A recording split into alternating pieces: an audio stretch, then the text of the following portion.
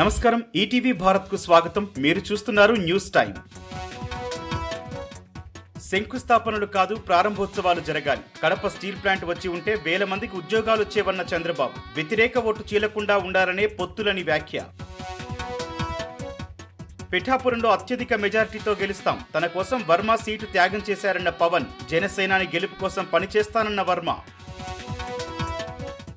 కాంగ్రెస్ అధికారంలోకి వస్తే ఏపీకి 10 ఏళ్ల ప్రత్యేక హోదా. అప్పట్లో రాజీనామాల పేరుతో జగన్ డ్రామాలు చేశారన్న షర్మిల. 23 మంది ఎంపీలున్నా హోదా కోసం ఒక్కరోజు మాట్లాడలేదని విమర్శ. మచిలీపట్నం జనసేన లోక్సభ అభ్యర్థిగా వల్లభనేని బాలశౌరి అధికారికంగా ప్రకటించిన జనసేన మరో 3 అసెంబ్లీ స్థానాలపై కొనసాగుతున్న కసరత్తు.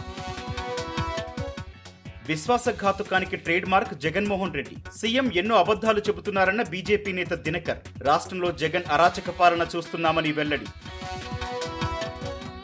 బీజేపీ నేత మహేశ్వర్ రెడ్డి సంచలన వ్యాఖ్యలు. మేం గేట్లు తెరిస్తే కాంగ్రెస్ ప్రభుత్వం 48 గంటలుండదని హెచ్చరిక. కోమటిరెడ్డి వెంకటరెడ్డి నితిన్ గడ్కరీని కలిశారని వెల్లడి. కాంగ్రెస్ లో చేరిన జీహెచ్ఎంసీ మేయర్ విజయలక్ష్మి సీఎం సమక్షంలో కాంగ్రెస్ లో చేరిక. కాంగ్రెస్ లోకి ఆహ్వానించిన రేవంత్ రెడ్డి, దీపాదాస్ మున్షి. రాష్ట్రపతి భవన్లో భారతరత్న అవార్డుల ప్రదానం.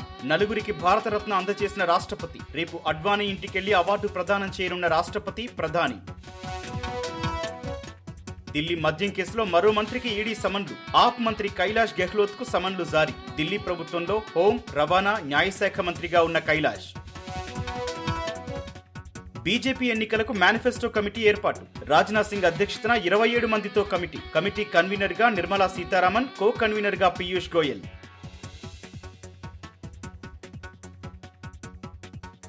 ఇవి ఇప్పటివరకున్న ప్రధాన అంశాలు. మరిన్ని తాజా అప్డేట్స్ కోసం www.etvbharat.com వెబ్సైట్ ను సందర్శించండి.